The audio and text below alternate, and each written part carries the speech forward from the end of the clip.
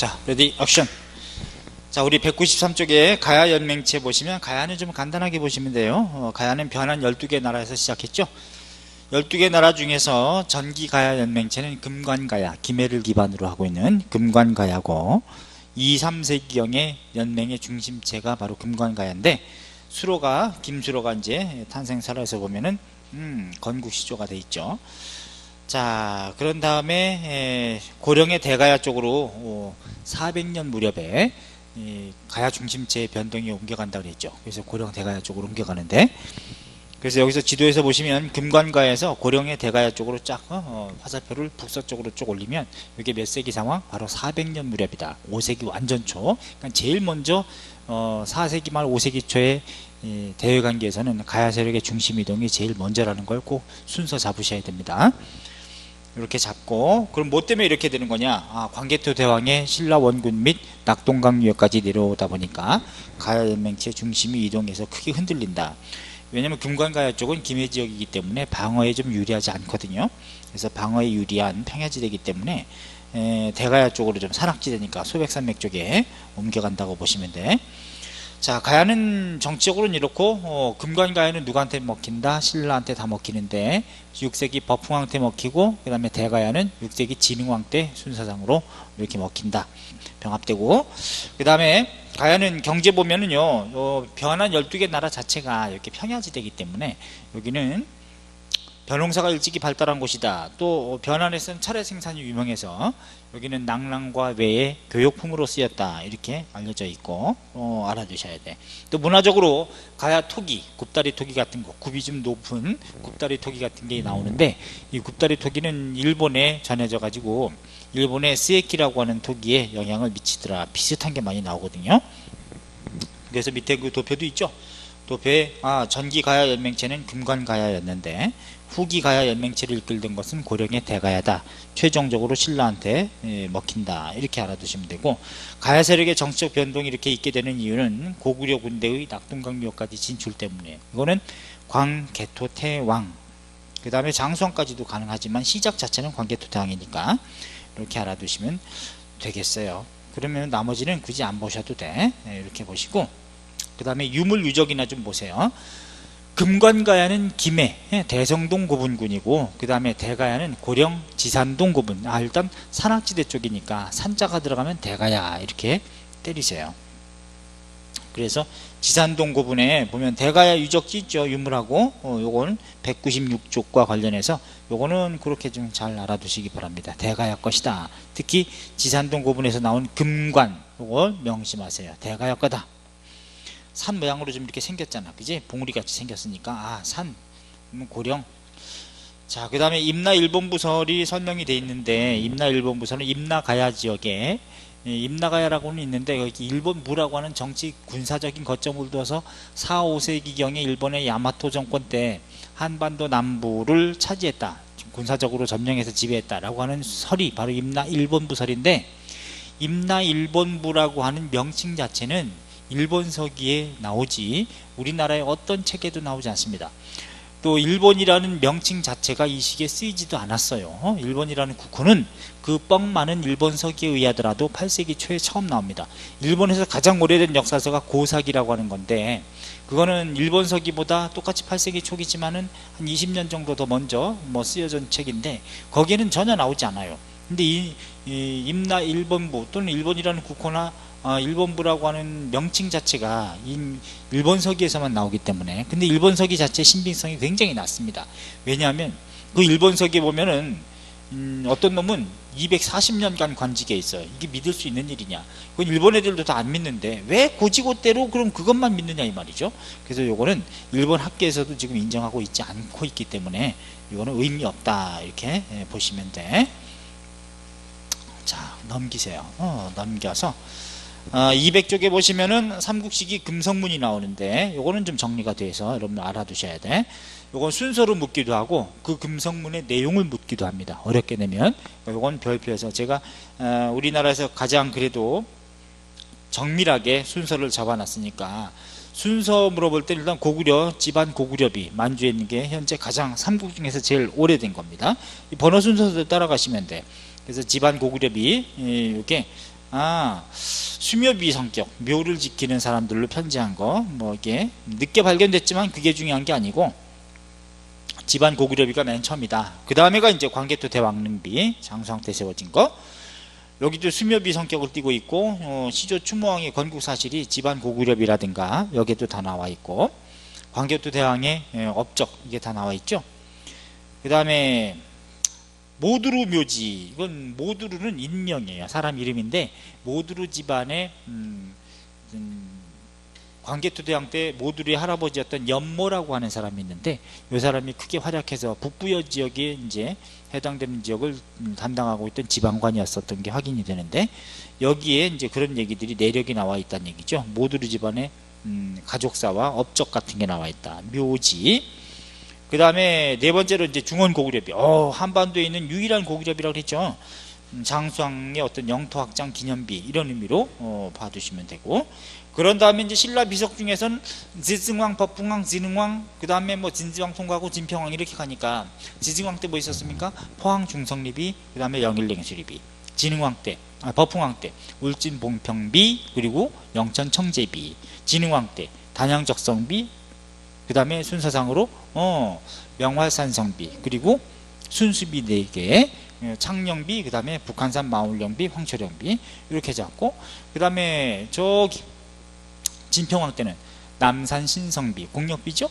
그런 다음에 저기 백제 가면은 또 뭐 있어? 사택지적비 뭐 이런 거 이런 게 있는데, 물론 임신서기서기 17번에 있는데 이거는 어느 왕 때라는 건 묻지 못합니다. 학설이 다양하기 때문에. 임신년은 뭐 여러 60년마다 돌아오긴 하니까 그래서 이건 내지 못하고 유교 관련 비석이라고 하는 신라 비석이다 이렇게만 알아두시면 되겠지. 그래서 포항 중성리비는 판결비인데, 자 5번에 보시면은 그죠? 요거는 모단벌이라는 인명이 나오면 포항 중성 포포포 뭐뭐뭐 이렇게 좀 때려. 그 다음에 영일 냉수리비, 포항하고 영일하고 가까운데 몇 킬로 차이 나지도 않습니다. 여기도 이것도 판결비의 성격인데 절거리라는 사람의 소유로 한다 이렇게 정리가 되어 있어요. 그래서 인명이 누군지를 포인트로 잡으시면 돼. 영일 냉수리비 음성모음 들어가죠. 영일 절거리 이렇게 좀 때리고, 그 다음에 대구 무술명 오작비가 있는데 대구에서 무술이라는 간지가 새겨져 있는 오작비는 작은 뭐뭐 만들었다는 거죠. 오는 제방 오자를 쓰는데 이건 우리나라에서 쓰지 않는 글자예요. 잘. 그래서 이제 중국에서 많이 이제 제방을 오라고 하고 우리는 이제 제라고 이렇게 쓰는데, 요것도 이제 제방을 쌌음을 보여주는 근거의 비석이다. 공력비의 성격으로만 봐주시면 돼요. 거의 나오지 않습니다. 울진 봉평비, 요거는 법풍왕인 거 알죠. 율령비. 그 다음에 영천 청제비, 요것도 청제라는 제방을 쌌음을 확인할 수 있는 비석. 그러므로 법풍왕 때라는 걸 알아야 되고, 단양적성비 요부터는 이제 진흥왕이죠. 척경비, 경계척도에 세운 비, 남한강 상류 지역을 차지했음을 보여주고, 여기는 야이차라는 애를 포상한다는 규정이 나와 있다는 거. 그 다음에 명활산성비, 요것도 공력비죠. 진흥왕 때. 그 다음에 창령비, 순수비로 보시고, 영토확장 기념비입니다. 요거는 전군 지휘관 모임, 회의격의 사방군주 명칭이 나오거든요. 각 지방을 지키고 있는 군주들이 다 모인 군주 해맹비 이렇게도 보이고, 그 다음에 북한산비, 황초령비, 마울령비는 같은 해로 다 때리세요. 그 다음에 경주 남산 신성비, 공력비입니다. 경주 남산 신성을 축조했을 때 사람들을 동원했음을 보여주는 진평왕 때. 그리고 임신서기석은 화랑으로 보이는, 화랑이라고 명칭은 없지만 화랑으로 보이는 두 청년들이 임신년에 우리 3년 전에 맹세했던 거 약속 못 지켰으니까 열심히 유교 경전 공부해서 이번엔 약속 지키자라고 다시 돌에 새긴 거, 이게 이제 서기석이죠. 맹세하는 돌기록이다 라고 하는 유교 관련 비석이라는 걸 알아두시고, 그런 다음에 이제 마지막에 7세기 사택지적비. 이건 사택지적비는, 이거는 7세기 의자왕 때인데, 사택지적이라고 하는 지금으로 말하면 국무총리격에 해당되는 귀족인데, 사택지적이 여기에 세월의 무상함 이런 것들 써놓고 불교 법화 신앙도 많이 들어가 있습니다. 그러니까 이건 도교와 불교 관련 내용이 들어가 있다 이렇게 알아두셔야 돼. 아셨죠? 사택지적비, 노장사상과 법화 신앙, 불교 두 개 들어가 있다. 순서 요 정도 잡으면 아마 가장 정밀하게 했던 거니까 잘 정리해 두시고, 201쪽에 보시면은 요거 삼국의 발전과 통치체제 이래 가지고 지도 4세기, 5세기, 6세기, 7세기의 지도 형세가 나오니까 별표에서 화살표가 묘서, 산통, 교슈 이런 데로 진출했던 사실로 보이니까 요거는 4세기 근초고왕 때구나. 그 다음에 5세기 화살표가 한반도 중부 남부 이렇게 내려오니까 중부 지역까지 내려오니까 고구려 장수왕 때구나. 그럼 중원 고구려비 같은 게 떠올라야 되겠죠. 그 다음에 6세기는 함경도까지 신라가 먹고 있네, 진흥왕 때구나 이렇게 때려야 되겠지. 여러 순수비 같은 것도 나올 것이고, 그 다음에 7세기가 되면은 남북국 세력 대 동서 세력 간의 십자형 외교가 펼쳐지는 단계구나 이렇게 보시면 되지. 그 다음 밑에 사료도 좀 별표해서 알아두셔야 돼. 백제 해외 진출 사실 있죠. 류서, 산통, 교슈 이런 데로 진출했다. 어느 왕 때? 근초고왕. 고구려 외의 격퇴 영락 광개토 태왕년원의 호태왕 때구나. 요거 잘 나오는 사료니까 명심해서 보세요. 자, 그런 다음에 이제 202쪽 보시면 요것도 삼국의 통치체제 별표하십시오. 삼국의 통치체제. 자, 삼국의 통치체제에서 이제 귀족회의는 다 있는데 고구려 제가회의라고 하는 게 있죠. 태조왕 때부터 있다고 보여지고, 요게 나중에 6세기 이후가 되면은 오관회의체로 이렇게 변천된다. 오관회의체는 일관등인 대대로부터 오관등인 조의두대형까지 모이는 귀족회의를 오관회의체라고 그래요. 자, 그런데 의장은 이제 누구냐? 국상. 요건 8대 신대왕 때 국상제도가 마련됐다 그랬습니다. 그래서 최초의 국상으로 임명된 사람은, 국가의 재상으로 임명된 사람은 명림답부였다. 9대 고국천왕 때는, 이때는 이제 을파소를 국상으로 이제 임명했던 예가 있었던 것이고, 그래서 국상은 누가 하느냐? 최고 귀족 중에 상가라고 불리는 애들이 이제 국상을 하는데 종신직이었는데, 나중에는 오관회의체 때 이제 대대로, 이제 4세기 소수림왕 이후부터는 대대로, 곧 일관등 소지자인 대대로가 바로 이제 국상을 역임했던 것으로 이렇게 확인이 되고, 이거는 3년마다 선출했다 그럽니다. 물론 누가 선출되느냐? 파워가 있는 애, 힘센 애가. 이렇게 보시고, 단 수상도 대대로인데 의장도 대대로였고, 나중에는 대대로가 되지만은 비상시는 군권을 가지고 있는 막리지, 초비상시는 대막리지를 칭하는 애. 그러니까 연개소문도 대막리지를 칭하고 그 아들들도 대막리지를 칭하고 그랬죠. 그러니까 초비상시는 뭐 계엄사령관의 의미의 대막리지라고 칭하는 애가 수상도 겸한다 이런 얘기고, 그 다음에 백제 같은 경우는 귀족회의가 삼국유사의 정삼회의, 다른 말로 하면 좌평회의체 혹은 제솔회의라고도 부를 수 있는데 좌평회의체라고도 부릅니다. 왜? 좌평체제를 만든 게 바로 3세기 고이왕 때지 않습니까? 그 고이왕 때 이제 오좌평체제라고 일단 보고, 처음엔 육좌평체제였던 걸로 되어 있지만 삼국사기에는 연구 결과 이제 초기에는 오좌평체제인데 6세기 성왕 때 내신좌평이 추가되면서 육좌평체제가 되는 것은 아마 성왕 때가 아니냐 이제 이렇게 돼요. 자, 어쨌거나 고이왕 때부터 시작하는 좌평체제가 이게 바로 좌평회의체를 정사회의, 정치적인 일을 논의하는 바위다라는 의미고, 그런 다음에 이제 수상은 누구냐? 좌평이라고 하는 일관등 했던 애가 이제 수상을 하는 거죠. 고이왕 때. 그런데 전지왕 때 이제 상좌평이 수상을 하는 거고, 그 다음에 성왕 사후에는 이제 내신좌평이 수상을 역임하더라 이런 얘기고, 그 다음에 신라는 화백회의라고 신당서에 돼 있는데 다른 말로 재간회의죠. 여러 칸들이 모이기 때문에 재간회의. 신당서에는 이게 화백이다. 화백이라고 하는 걸 통해서 알 수 있는 게 뭐예요? 화백, 만장일치제라는 거. 요것만 모든 사람이 다 합의하고 동의해야만 통과시킬 수 있다는 얘기인데, 의장은요, 화백회의 의장은 여러분들이 상대등이라고 하는 거는 나중이래요. 법흥왕 때 병부 설치, 상대등 설치이기 때문에.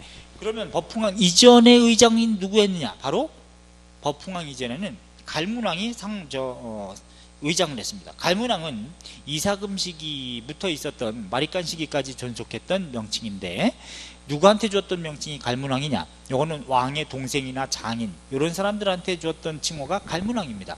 요 갈문왕이라고 하는 이제 불리는 사람들이 바로 왕족이죠. 말하자면 얘네가 의장을 했던 것이고, 그 의장직을 만들어준 것이 바로 이제 상대등이라고 만들어준 게 6세기 법흥왕이다.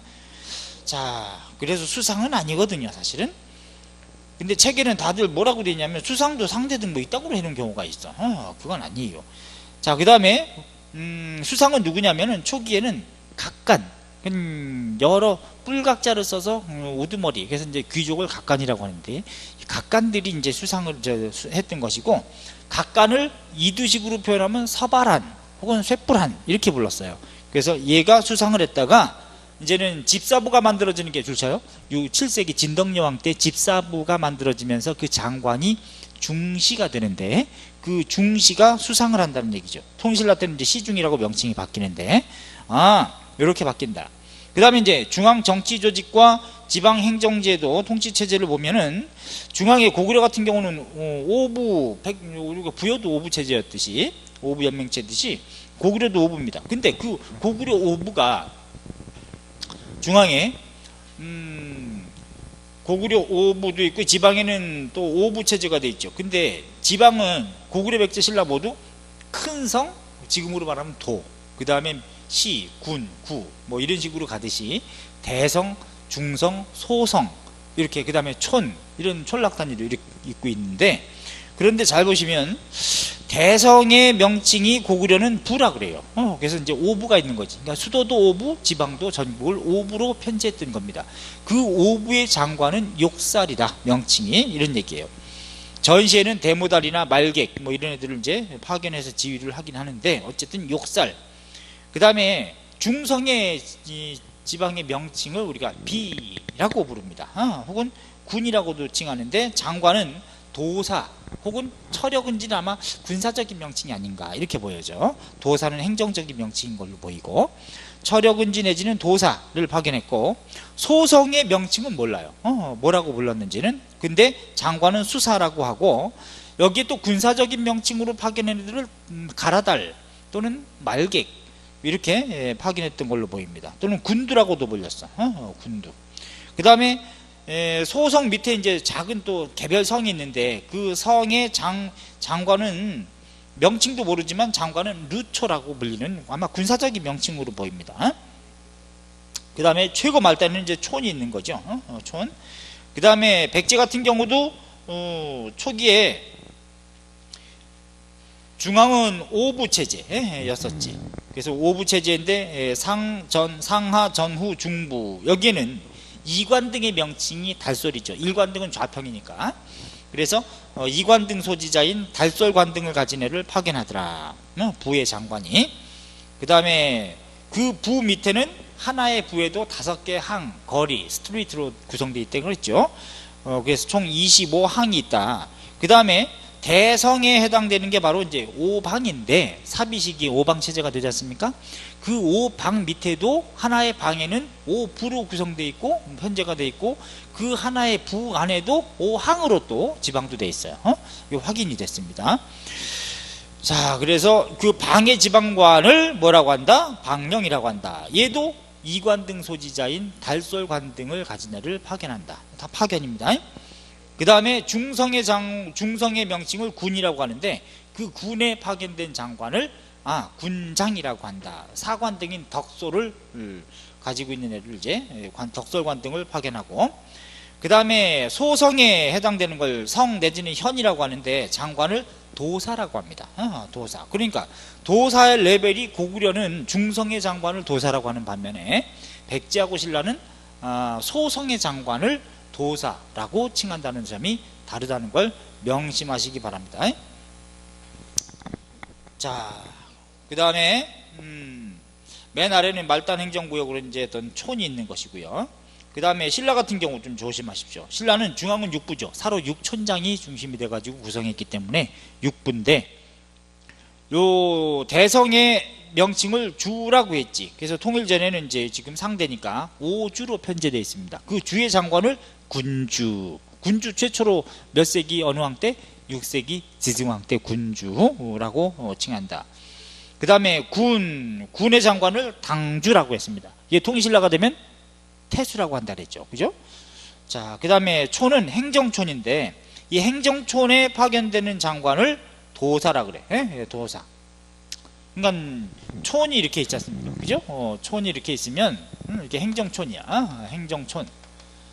인위적으로 사람들이 살고 있는 촌을 이렇게 끊겠죠. 요것도 자연촌이란 말이야. 자연촌. 요것도 자연촌. 그래서 자연촌 둘 내지 네 개 정도를 끊어서 인위적으로 행정촌으로 편제합니다. 행정촌으로 이렇게 좀 편제하거든.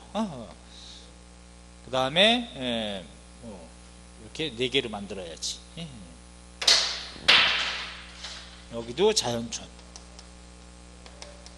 약간의 크기는 다르겠지만 이런 식으로 이렇게 있다면 이렇게 이 자연촌을 인위적으로 끄는 거, 요걸 행정촌이라고 하는데, 행정촌에는 예컨대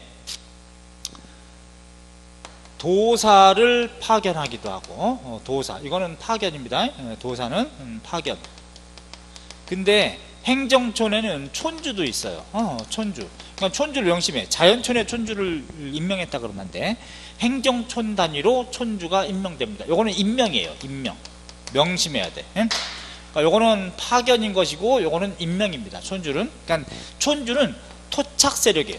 토착 세력. 토착 세력 중에서 힘 있는 애, 유력자를 촌주로, 당신을 촌주로 임명합니다. 임명장을 주는 거지 중앙에서 파견하는 건 아니에요. 그러니까 도사까지는 파견하는데 촌주는 임명한다는 걸 명심하셔야 돼. 알았죠? 행정촌 단위로. 그러니까 조심해야 돼.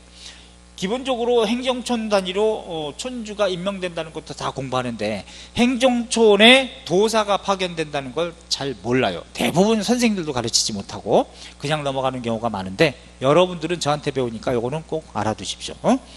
요것도 시험에 내잖아요. 전국의 유생들, 선생들도 틀릴 겁니다. 명심하시고, 그 다음에 촌주 별표하세요. 신라의 촌주 제가 당구장 표시해놨죠.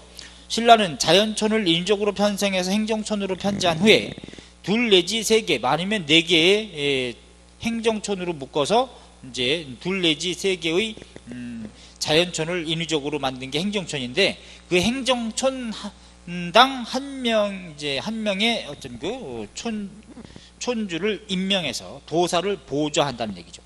그런 다음에 3년마다 촌주는 촌락문서, 곧 민정문서를 만들더라.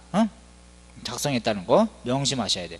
그래놓고 특징도 알아두십시오. 특징에 보면 밑에 삼국시기는 서로 전쟁하던 시기이기 때문에 고구려의 5부, 전국의 5부로 나눴을 때 그 욕살과 백제의 방령과 신라의 군주는 모두 군사적인 명칭 또 기능을 담당하고 있는 지방관이다. 그러므로 군사령관이면서 행정도 담당하는 그런 사람이다. 그래서 행정조직과 군사조직이 일치하고 있다. 별표해야 돼. 요거 최근에도 시험에 나옵니다. 분리된 건 언제 분리된 거냐? 조선시기도 결국은 뭐냐면 관찰사도 행정적으로 파견되지만 군사권도 있고 사법권도 있거든요. 하기 때문에 언제 분리되냐면은 가보 2차 개혁, 1895년도 가보 2차 개혁 때 결국은 행정과 사법이 분리됩니다. 하기 때문에 지방관에 있어서, 그래서 이거는 분리됐다. 이건 가보 2차 개혁 때 분리되니까, 그리고 이 삼국시기 및 고려, 조선, 전기, 후기까지는 모두 동시에 다 관장하고 있다. 이거 명심해서 보셔야 돼. 그 다음에 특별행정구역이 있는데, 고구려는 삼경제도가 있죠. 국내성, 평양성, 평양천도 누구? 국내성으로 선도한 것은 유리왕 때고 2대. 평양성 천도는 5세기 초에 427년 장수왕 때고, 그 다음에 한성이라고 해서 여기는 지금 서울이 아니고 황해도 재령으로 봅니다. 여기 삼경체제가 있었고, 그 다음에 백제도 담로제도가 한성시기 50여 담로가 있다고 그랬죠. 근초구왕 때. 반면에 22담로체제로 바뀌는 것은 저거이지 6세기 무령왕 때. 한성지역을 다 뺏겼으니까 경기 일대. 자, 그 다음에 신라도 이제 삼소경이 있었습니다. 특별행정구역으로. 소경의 장관을 사신이라고 해서 파견하는데, 처음에 아시촌 소경이 최초인데 이건 지증왕 때 저거이죠. 그 다음에 국원소경, 이건 이제 충주지역. 여기는 진흥왕 때 6세기. 북소경 혹은 하슬라소경이라고 하는데 이건 7세기 선덕여왕 때. 그러나 중원소경, 곧 국원소경인 충주에다가 별표해. 여긴 통일전과 통일 후 모두 소경으로 유지된 곳이 바로 충주 지역이다. 바로 한반도 가운데 벌판, 여기가 삼국의 격전지기 때문에 중요하게 여겼고, 자, 그런데 통일신라가 되면 이제 오소경 체제가 되는 거죠. 그러면 이 박스 좀 잘 정리했으니까 알아두시고 밑에 사료 알아두셔야지. 첫 번째 사료 삼국이 귀족회의 합의제 어느 나라 건지 알아두시고 단 유일하게 신라의 화백회의만 만장일치제도라는 걸 명심하시고요. 자, 그럼 이제 오른쪽에 있는 203쪽은 그것에 대한 평범한 해설이니까 통과할게요. 그래놓고 204쪽에 보시면은 고구려 관등 10 내지 14관등 체제로 보인다. 주로 형계열이 좀 많이 보이죠. 또 사자계열은 관리층으로 보이고, 형계열은 이게 이제 연명왕국 단계 족장 세력을 중앙집권 국가 단계가 되면서 주어진 관등, 이게 형계열인 것이고, 사자계열은 주로 이제 관리층이라고 볼 수 있겠죠. 이런 식으로 형계열과 사자계열로 주로 돼 있다. 이렇게 보시면 돼. 그 다음에 백제는 예컨대 22부 체제에는 중앙관청을 이렇게 22개 관청, 내관 12부, 외관 12부, 10부 이렇게 해가지고 만든 게 바로 성왕 때다. 이렇게. 이건 22담론하고 다르다 그랬습니다. 22개의 중앙관청을 얘기하는 거야. 자, 22담론은 다른 것이고 특별 거점인 것이고요, 지방에. 자, 그 22부의 기능은 알 필요 없어요. 그 다음에 백제 관등 1관등은 좌평. 백제는 고구려는 10 내지 14관등까지 보이고, 그래서 10여 관등이라 그래요. 백제 같은 경우는 16관등 체제. 1관등 좌평. 그 다음에 솔계열, 떡계열, 그 다음에 무반계열.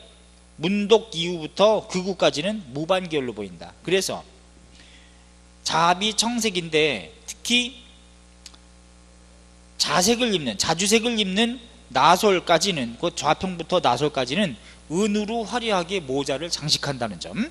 요거 하나 좀 귀족들이구나.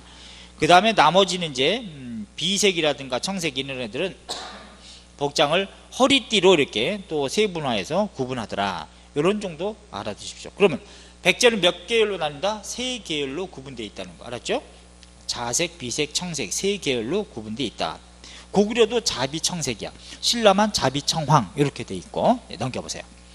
신라 같은 경우는 206쪽에 보시면 관등체제에서 17관등 체제, 경위 체제가 처음에 이제 17관등이고, 외위는 지방관인 경우에 외위로 11관등으로 돼 있어. 이건 상대만 그렇고, 중대고 통일신라가 되면서는 외위가 소멸합니다. 그러니까 이원적인 관등 체제가 됐던 거죠. 상대는 경위 17관등, 외위 11관등으로. 경위가 중요합니다. 외위는 그냥 통과하시고요. 그럼 동그라미 하라는데 동그라미 하세요. 1관등 동그라미. 1관등 명칭을 이벌찬이라고 하더라.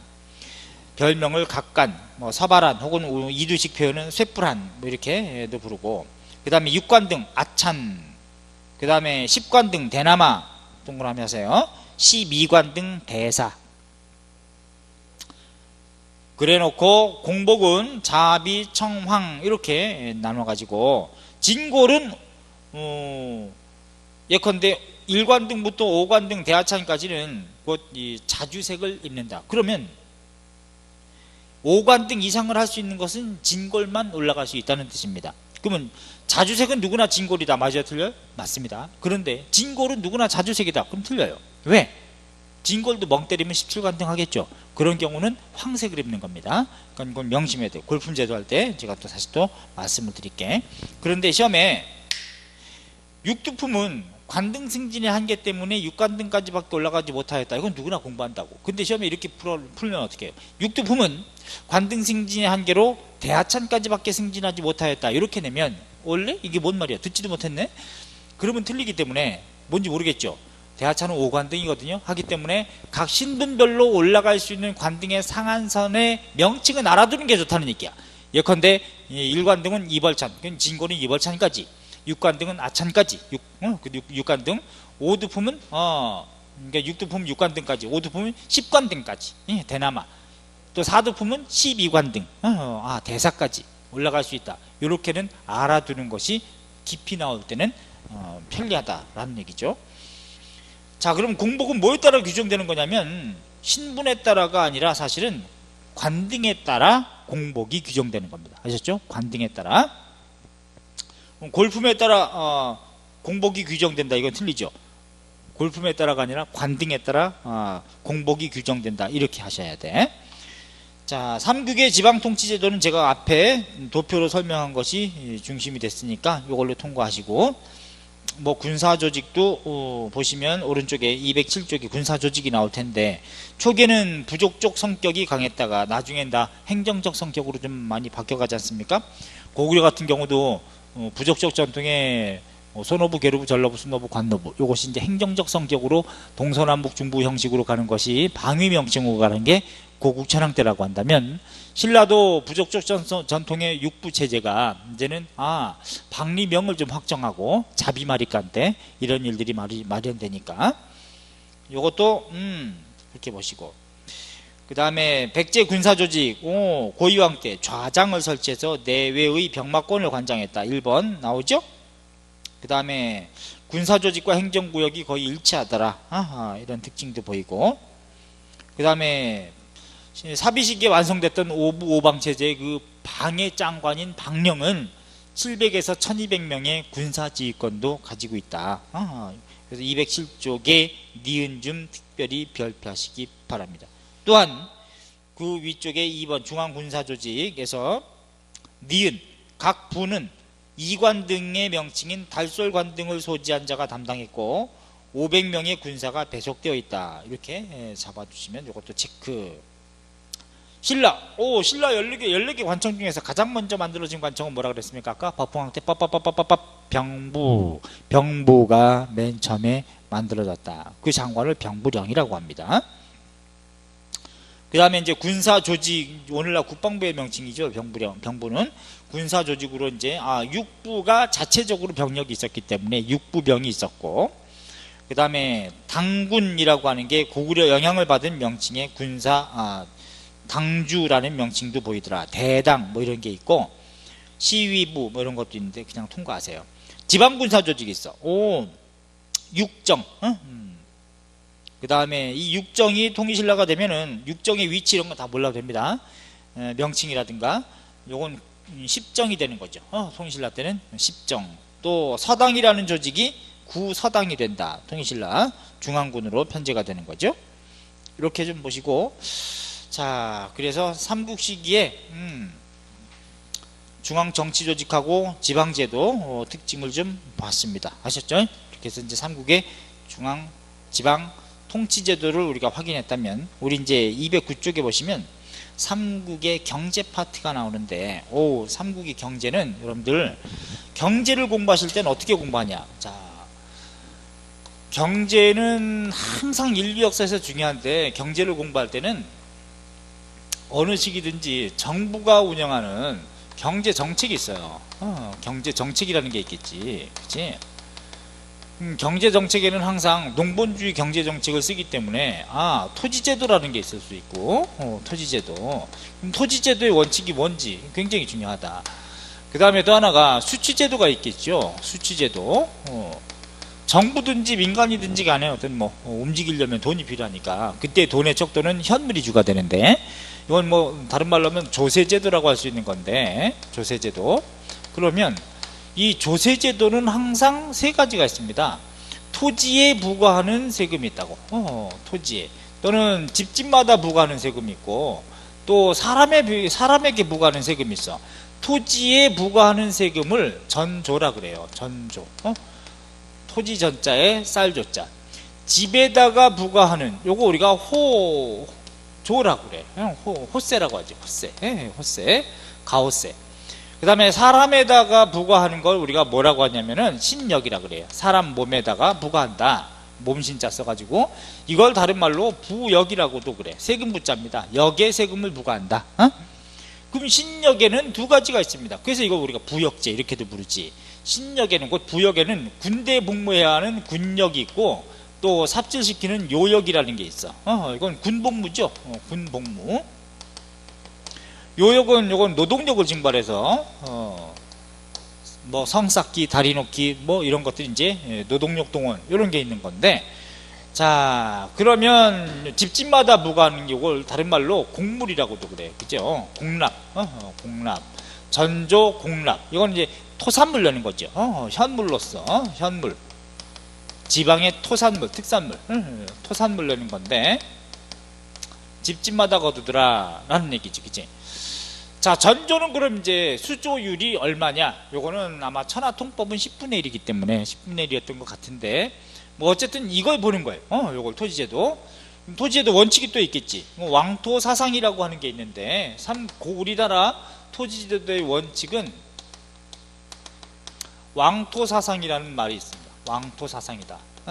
왕토사상이라는 거는 전국의 모든 토지는 왕의 소유지라고 하는, 왕의 땅이라는 관념적인 생각, 사상, 이걸 왕토사상이라 그래. 그러니까 머릿속으로만 생각하는 거지, 토지대장에 자기네만 국가에서 그렇게 기록하는 거지, 실제로 전국의 모든 소유지는 국왕의 소유지다. 그럼 맞아, 틀려?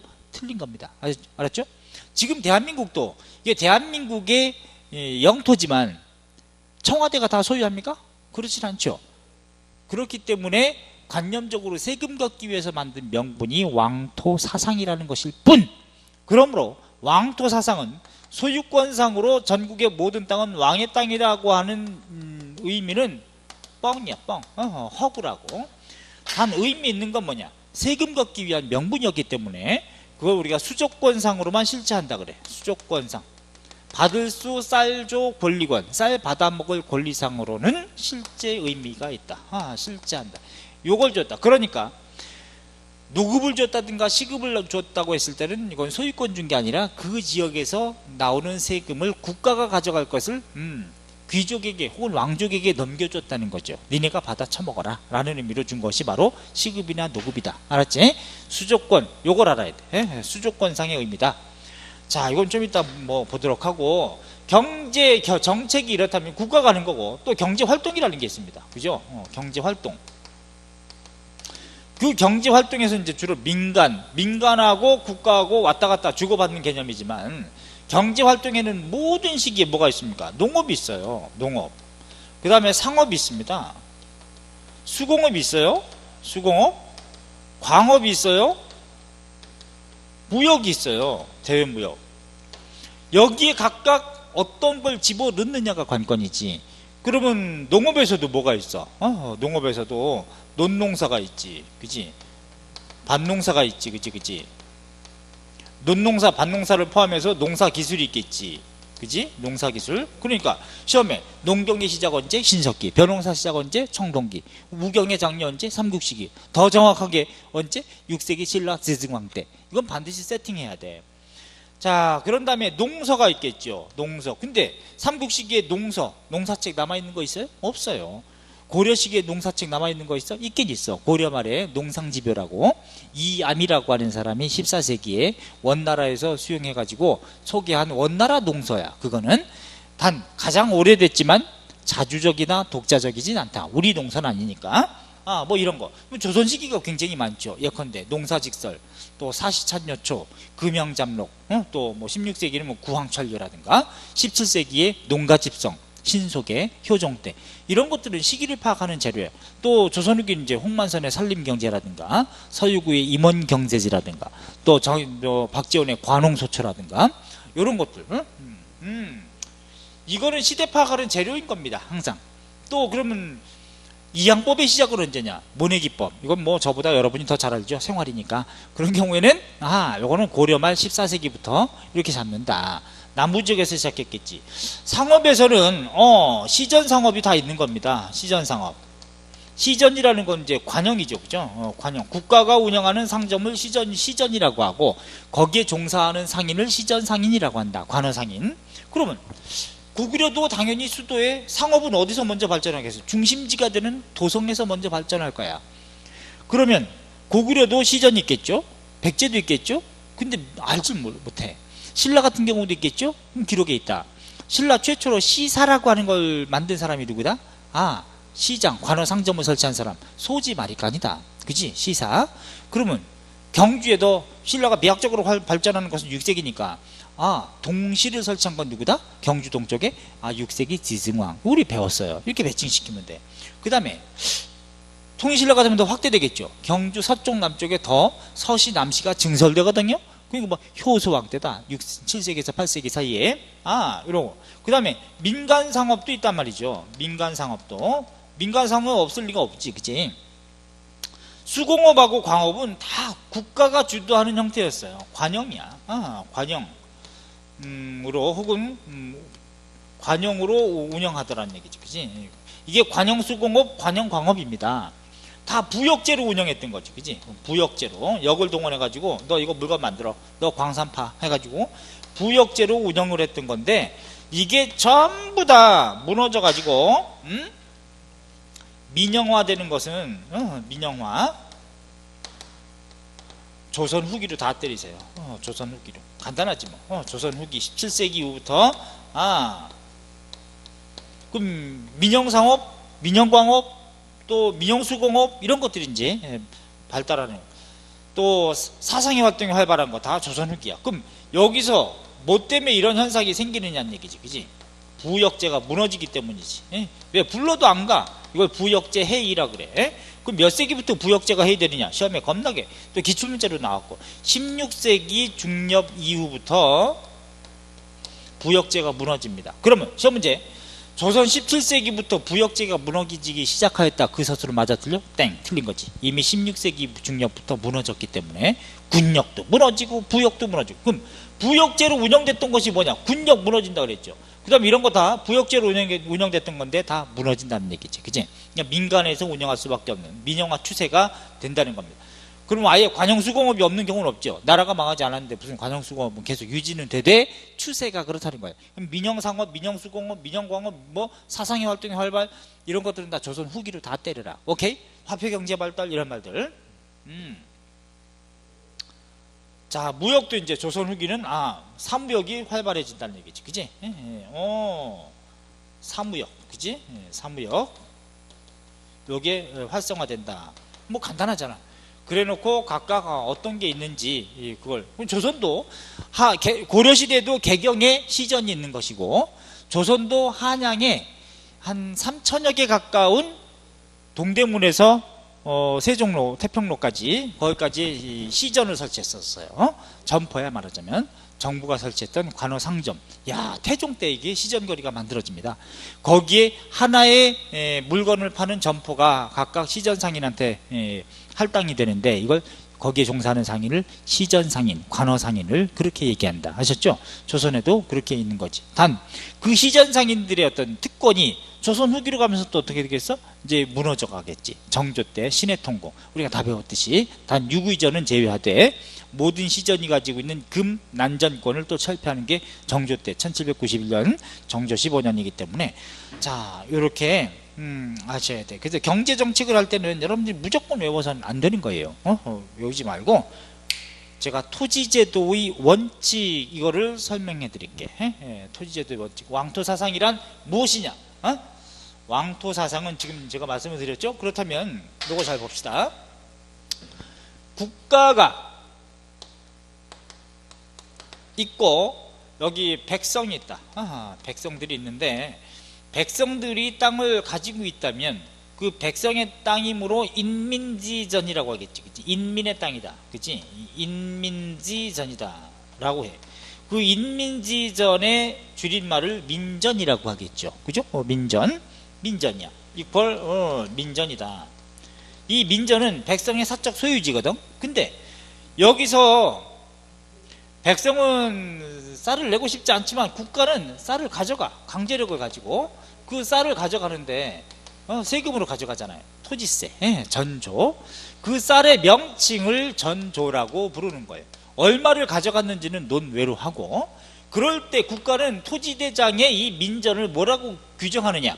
국가가 가져감으로 생산물을 공전이라고 기록한다. 공전, 알았지? 공전 이라고 기록. 그러니까 쌀 받아가는 주인이 되죠. 그러므로 국가는 어떤 경제적인 용어의 지위가 있느냐면 전주라고 하는 경제적인 용어를 쓴다. 알았지? 전주. 반면에 그 쌀을 전조라고 칭하고 그럼 나는 백성은 여기 정시용이라고 쳐보자. 그치? 정시용. 아름다운 역사 선생. 그런데 이 사람은 국가가 봤을 때는 쌀을 걷어오는 대상 객체이므로 전객이라고 부르는 거예요. 그러면 이 국가와 백성 사이에는 세 가지 용어가 성립되네. 전주와 전객 사이에 가져가는 쌀을 전조라고 칭하는. 그래서 여기서 전주, 전객, 매개체, 쌀, 전조는 수조권상으로 쓸 수 있는 용어인 겁니다. 수조권상의 용어인 거야. 용어. 개념인 거지. 그지? 개념. 그럴 때 국가가 쌀을 가져가는 경우에는 이 백성 땅을 공전이라고 토지대장에 기록하더라. 그런데 우리 파란 분필 좀 쓸게요. 그런데 요게 국가가 누구한테 나눠줬어. 토지를 예컨대 왕토 사상에 입각해가지고 왕족한테도 나눠줄 수 있고, 왕족한테 또는 귀족 관료한테, 높은 귀족 관료들한테 수조권을 넘겨줬다면, 받아먹을 권리인 수조권을 국가가 대신 넘겨줬다면, 소유권 준 게 아니라 그랬습니다. 왕토 사상에 입각해서 야, 전국은 다 내 땅이니라 라는 관념적인 생각에 의해서 넘겨줬다면, 왕족이 받을 때는 뭐라고 받느냐? 시급이라고 받는다는 말이죠. 왕족 내지는 공신, 왕족이나 공신에게는 시급이라고 해서 주더라. 먹을 식 마을읍, 너 시급으로 고기 줄게. 이렇게. 김유신은 통일전쟁의 공로로 500호를 시급으로 받았다는 기록이 있다 그랬죠. 귀족 관료에게 줬을 때는 무슨 명목 이름으로 주느냐? 노급이라고 주는 거야. 노급. 국가의 녹을 먹는 대가로 너 거기 줄게. 받아 먹어. 근데 그 시급이나 노급은 생산물도 걷어가지만, 여기서 쌀도 걷어가지만, 백성들도, 왜 국가도 군력이나 여력으로 징발했던 상황이기 때문에 이것까지도 다 먹어. 그래서 생산물 플러스 노동력까지도 다 징발하는 특권이라는 얘기죠. 이게. 그러면 나는 어차피 국가에 낼 세금이었으나 얘한테 낼 뿐이란 말이지. 그지? 이것도 뭐예요? 전조입니다. 전조. 쌀 이렇게 낸다. 그지? 근데 이렇게 생산물이 얘한테 갈 때는 그 토지대장에 국가는 백성 땅인 민저를 뭐라고 기록한다면 사전이라고 기록한다. 사전. 물론 나는 동일하게 액수만 내는 거죠. 이중으로 내는 건 아니지. 그지? 원칙은 얘한테 내거나 얘한테 내야 되는데, 국가가 물러날 때는 이중으로 뺏어가겠지. 그지? 그런 경우는 난 뒤지는 거지. 그럴 때 여기서 표현한 공전과 사전은 소유권상 공전사전입니까? 수조권상 공전사전입니까? 수조권상 공전이거나 사전이거나 라고 하는 거지. 그지? 액수는 동일해야만 하는 것이고. 자, 그러면 됐다. 그러면 이 백성은, 땅은 소유권상으로는 자기 거기 때문에 이 백성 정시용은 자기 소유의 땅이야. 그러면 나는 경제적으로 어떤 소유권상의 용어에 해당되는 지위가 있느냐면 지주라고 불려요. 지주. 그치? 지주는 땅 주인이라는 뜻이야. 소유권상 땅 소유자. 그러면 나는 소유권상 지주의 지위도 있지만 수조권상 전객의 지위도 있는 거죠. 그렇다면 땅이 없어서 살아가는 이런 애도 있겠지. 그치? 난 거지가 될래. 난 뒤질래. 뭐 이렇게. 난 자결할래. 이런 애도 있겠지만 나는 어부가 될래. 뭐 이럴 수도 있어. 근데 쌀이 먹고 싶어. 그러면 토지는 없는데 소유권상으로 뭐 개간할 수도 있겠지만 나한테 오겠죠. 안녕하세요. 이만큼만 빌려주세요. 뭐 그럴 거라고. 그치? 그러면 얘가 이거를 빌려서 경작을 합니다. 그럼 여기서 생산되는 생산물도 얘는 가져가겠지만 다 가져갈 수는 없겠죠. 아니 내 땅인데 여기서 그냥 주는 것도 아니고, 그럼 얘한테도 얼마를 내야 된다고. 그러면 얘를 우리가 뭐라고 하느냐? 전호라고 불러. 전호동민. 전호는 무슨 뜻이냐면 남의 토지에 빌부터 사는 사람, 경작해서 먹고 사는 사람, 이걸 전호, 그런 집호, 이걸 전호농민이라고 그래. 오케이? 그러면 얘는 지주한테 여기서 남의 땅을 빌려 경작하기 때문에, 지주 땅을 빌려 경작하기 때문에 여기서 나는 생산물 중에 일부를 얘한테 내야 되겠죠. 그죠? 얘도 쌀을 낸단 말이지. 그지? 그 쌀을 뭐라고 칭하느냐? 이거를 지대라고 그래. 지대. 지대는 토지 이용의 대가지요. 그죠? 지대. 자, 그럼 여기서 세 개 용어가 또 생겼네? 지주, 땅 주인, 전호, 땅 없는 애인데 남의 땅을 빌려 경작하는 애 사이에 운영되는 매개체, 주고받는 매개체, 쌀, 지대, 곧 지주, 전호 사이의 쌀은 지대라고 표현한다. 오케이? 그러면 지주, 전호, 지대라는 이 용어는 소유권상으로만 제한해서 써야 한다는 얘기예요. 소유권상 용어 and 개념인 거야. 오케이? 개념.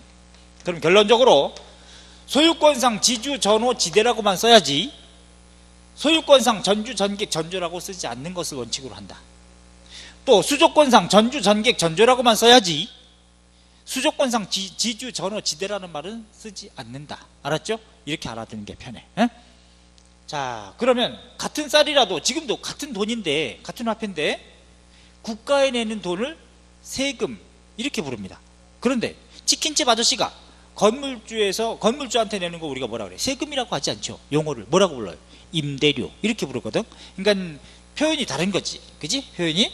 자, 그렇다면 원래는 이 귀족이나 왕족이나 공신이 가져가는 건 수조권상으로 생산물만 가져가야 되는데 또한 노동력도 있지만 생산물만 얘기할 때 토지는 후대로 올수록 고대부터 중세 근대로 올수록 오늘날로 올수록 생산성은 높아지죠.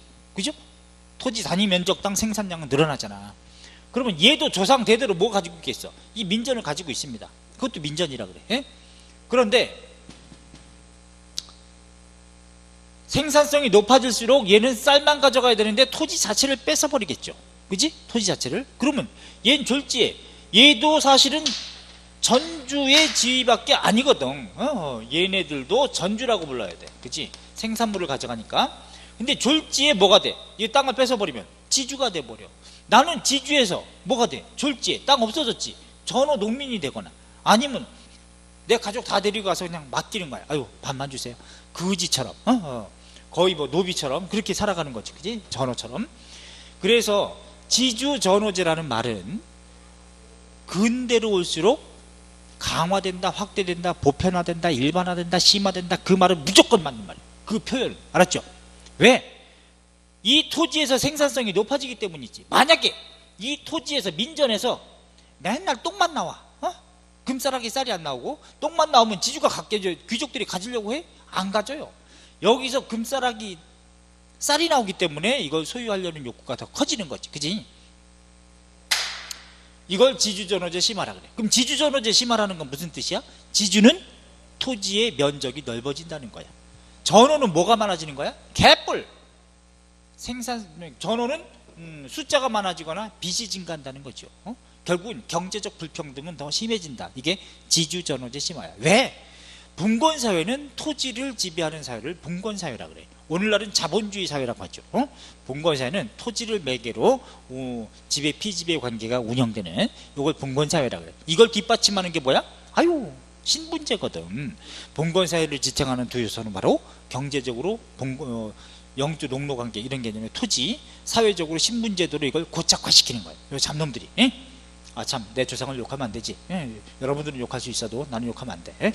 어쨌거나 이렇게 봐야 된다. 자, 이해가죠? 지주전호제가 뭔지, 이건 소유권상 쓸 수 있는 용어. 또는 전주전객제, 전조, 이거는 수조권상 쓸 수 있는 용어. 그러면 여기서 생산성을 높이는 건 누가 생산성을 높입니까? 토지에서? 바로 생산성을 높이는 거는 노동이에요. 노동에 의해서 생산성이 높아지거든. 가만 놔두면 생산량이 늘어납니까? 아니, 잡초만 늘어나. 그지? 가만 놔두면. 잡초는 또 왜 이렇게 빨리 자라니? 그지? 벼 같은 거나 좀 빨리 자라지. 맨날 잡초만 영양분 뺏어 먹고 겁나 잘 자라. 비가 오면 벼는 조금인데 잡초를 키보다 더 커져. 그래서 이 노동 생산성 요거 결국은 뭐야? 노동력을 뺏는 거지 뭐. 그래서 신라에서 6세기 시징왕 때 순장을 금지시키고 바로 뭐해? 우경을 장려하는 이유가 거기 있어요. 우경은 심경법이지. 그지? 인권을 위한 개념이 아니고 야, 삽질해라 이런 의미가 되는 거예요. 자, 그렇다면 이 민전의 성격이 뭐냐면 이거 봐봐요. 민전 굉장히 중요하다. 이것도 시험이야. 민전, 백성의 사적 소유지인 이 민전은 수조권상의 성격도 있고 소유권의 성격도 있습니다. 자, 민전을 봐요. 수조권상으로는 그지? 수조권상으로는 오늘 말은 가지 않을게. 요거 잘 알아둬. 경제의 원칙을 제대로 알아야 돼. 수조권상으로는 왕토사상에서 소유권상으로는 쓸 수 없는 거니까 왕토사상, 저건 내 땅이요 뭐 이런 관념적인 생각에 의해서 수조권상으로는 공전이라고 편제되거나 혹은 사전이라고 편제되거나 둘 중에 하나죠. 왜? 봐봐. 국가가 가져갈 때 그 민전은 토지대장이 공전이라고 편제하더라. 근데 그걸 넘겨줬을 때는 생산물을 받아먹을 권리를 넘겨줬을 때는 그 수조권을 넘겨줬을 때는 이건 사전으로 가잖아. 그죠? 관리 개인한테 갈 때는. 그러므로 공전이라는 말은 국가나 관청이 받아가는 민전, 쌀을 국관청 수조지인 경우는 수조지. 이거는 공전이라고 편제하더라. 성격이 내 의도와 무관하게. 사전은 관리나 공신, 관리 수조지죠. 관리 수조지. 수조권으로 넘겨줬을 때 이런 경우는 사전이라고 편제가 되더라는 얘기죠. 단 그렇다면 수조율이 문제가 될 텐데 수조율은 얼마냐? 동일한 액수입니다. 민전을 가지고 있는 사람은 이리 가든 동일한 액수를 내긴 내는데 삼국시기의 수조율은 몰라요. 알 수 있는 사람은 대한민국에 없어. 단 수조액은 수치제도상 고구려는 있습니다. 그건 나중에 배워. 근데 수조액은 있지만 그게 몇 분의 몇인지는 기록이 없어요. 통일신라 때는 얼마냐? 기록에는 없지만 고려 시기의 태조 왕건은 가장 가까운 시기죠. 신라 말기하고. 취민 유도를 내세워가지고 백성을 취할 때는 정도껏 해라 해가지고 전조율을 10분의 1로 환원하라 했기 때문에 아마 통일신라는 10분의 1이 원칙이었던 걸로 보인다는 얘기야. 10분의 1 줘. 알았지? 생산물에. 고려 시기에 10분의 1입니다. 원래 10분의 1은 천하통법, 양법 미제라 그래서 동양에서는 10분의 1을 가장 아름다운 세율로 봐요. 근데 고조선 때는 얼마였어? 우리 20분의 1이었습니다. 자, 그런 다음에 이제 일결당 그런 건데, 일결당. 일결은 수확량의 단위예요. 민전 일결당. 물론 그 일결의 수확량의 양은 후대로 올수록 더 증가하겠지. 그 다음에 조선으로 가지 않습니까? 조선도 태조부터 태종 때까지는 10분의 1입니다. 민전 일결에 대해서 10분의 1조. 일결. 근데 일결의 수확량이 정해져 있어. 과전법 체제에서. 300마리 수확되는 면적이 일결로 잡았다. 그런데 이것이 세종 때는 뭘로 바뀌냐? 20분의 1입니다. 세종 때는 공법이라는 거. 전분 6등, 연분 9등 해가지고 20분의 1조로 바뀌어요. 20분의 1조. 일결당. 근데 일결의 수확량을 늘려 400마리 수확되는 면적을 일결로 잡습니다. 아셨죠? 그러니까 액수는 어쨌든 줄어들긴 줄어들었지. 여기선 30말 내는 거지만 일결을 소유하고 있는牧민이 있다면 그런 경우는 30말 내는 거고, 그 다음에 2결을 소유했다 60말 내는 거겠죠. 근데 여기선 1결을 소유한 사람이 20말 내는 거지. 그치? 400말로 늘린 상태에서 20분의 1이니까 20말 내는데, 단 흉년이 들었을 때를 감안해 가지고 등급을 9등급으로 연분 9등 한다는 얘기예요. 그건 이제 나중에 배우고. 자, 요게 이제 세종 때. 그래서 이제 상상년인 경우는 20말, 하하년인 경우는 4말 내게 돼 있어요. 흉년이 들었을 때. 어쨌든 이렇게 간다는 얘기. 이게 나중에 16세기가 되면 4말에서 6말.